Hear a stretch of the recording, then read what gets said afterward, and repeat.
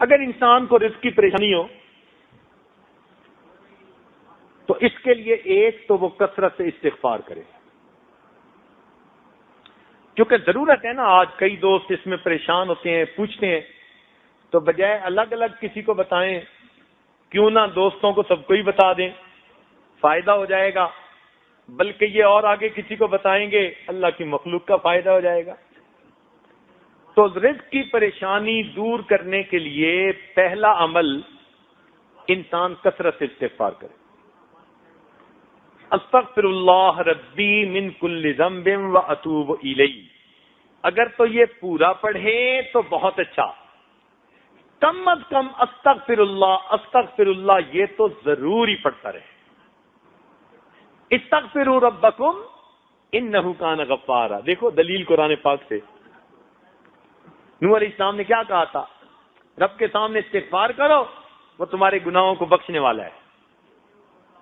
یرسل السماء علیکم مدرارا، بارشیں برسائے گا، ویمددکم باموال، مال سے تمہاری مدد کرے گا۔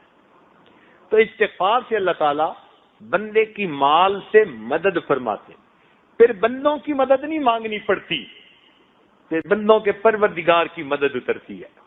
اور جب اللہ تعالیٰ کسی بندے کی مدد کرتے ہیں پھر اسی کشتی کو درمیان میں نہیں چھوڑتے، ہمیشہ کنارے لگا دیا کرتے ہیں۔ دوسری بات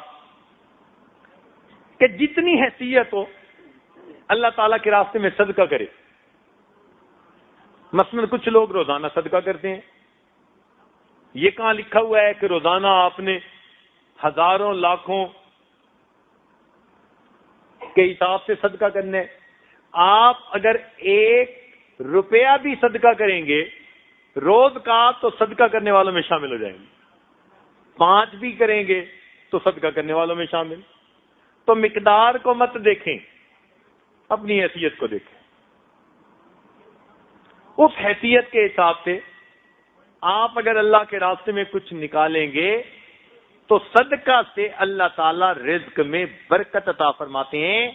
نبی علیہ الصلوۃ والسلام نے قسم اٹھا کر حدیث میں یہ بات فرمائی، اگر اللہ کے محبوب ویسے ہی بات کر دیتے تو صادق و امین کی یہ بات سچی تھی، مگر انہوں نے قسم کھا کر فرمایا کہ صدقہ کرنے سے آدمی کے رزق کے اندر کمی نہیں آتی، اللہ تعالیٰ برکت عطا فرما دیتے۔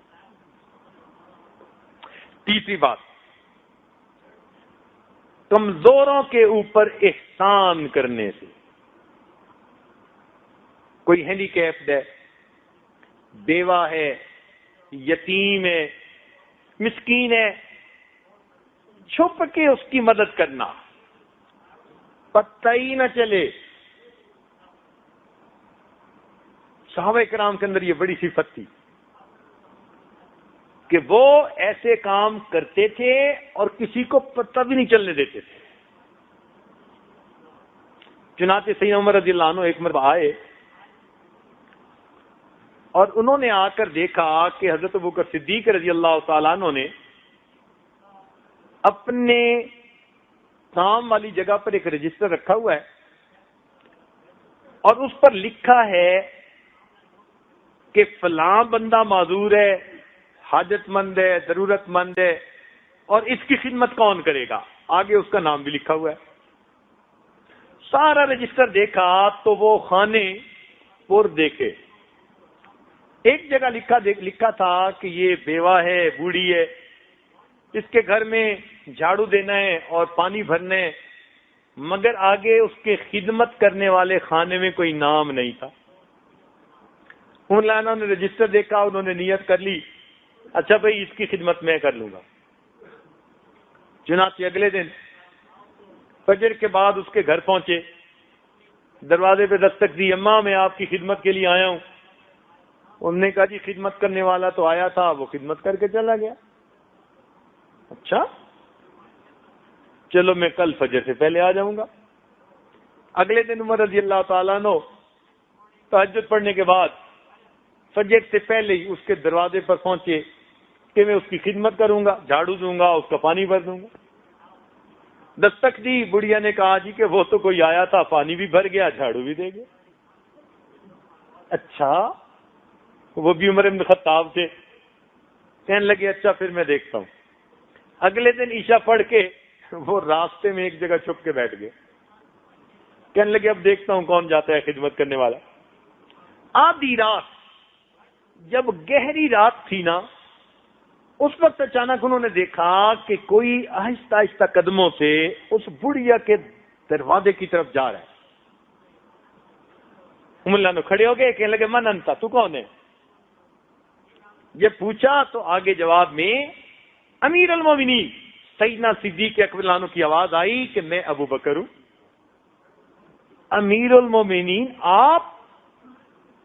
کہ ہاں میں اس بڑھیا کی خدمت میں کرتا تھا اور میں نے اپنا نام لکھنا مناسب نہیں سمجھا تھا، اس لیے تمہیں خانہ خالی نظر آیا، ورنہ اس کا پانی تو میں رات کو آ کے بھر دیتا۔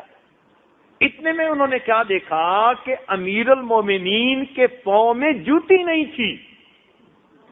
تو عمر رضی اللہ عنہ نے پوچھا امیر المومنین رات میں آپ ننگے پاؤں گلیوں میں چل رہے ہیں؟ امیر المومنین نے کہا ہاں، میں جوتا اس لیے نہیں پہنتا، میرے جوتوں کی آواز سے کسی کی نیند میں خلل نہ آ جائے، میرے جوتوں کی آواز سے کسی کی نیند میں خلل نہ آئے، میں رات کو ننگے پاؤں چل کے اس بڑھیا کا پانی بھر دیتا ہوں، اس کے گھر میں جھاڑو دے دیتا ہوں۔ ایسا اللہ کی رضا کے لیے کام کرتے تھے۔ تو ہم بھی اگر کسی پر احسان کریں تو یوں چھپ کے کریں۔ آج تو ہماری حالت یہ ہے نا کہ ہم دائیں ہاتھ سے گناہ کرتے ہیں، بائیں کو پتہ نہیں چلنے دیتے، ایسے چھپ کے گناہ کرتے ہیں۔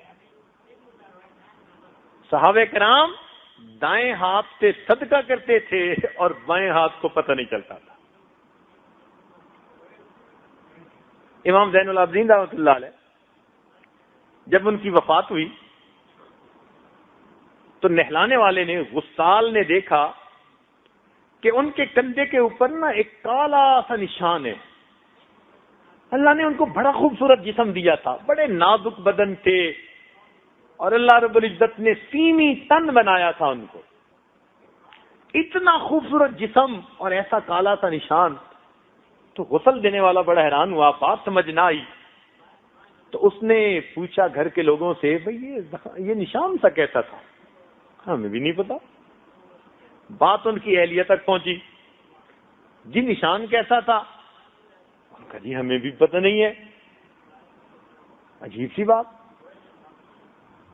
کئی دن گزر گئے، کئی دنوں کے بعد جو بیوائیں تھیں، جو نادار تھے، جو ہینڈی کیپ تھے، ان کے گھروں سے آواز آئی وہ کہاں گیا جو ہمیں پانی پلایا کرتا تھا۔ تب پتہ چلا کہ رات کے اندھیرے میں پانی کی مشق اپنے کندھے پر لے کر ضرورت مند لوگوں کے گھروں میں پانی بھرا کرتے تھے، اور زندگی میں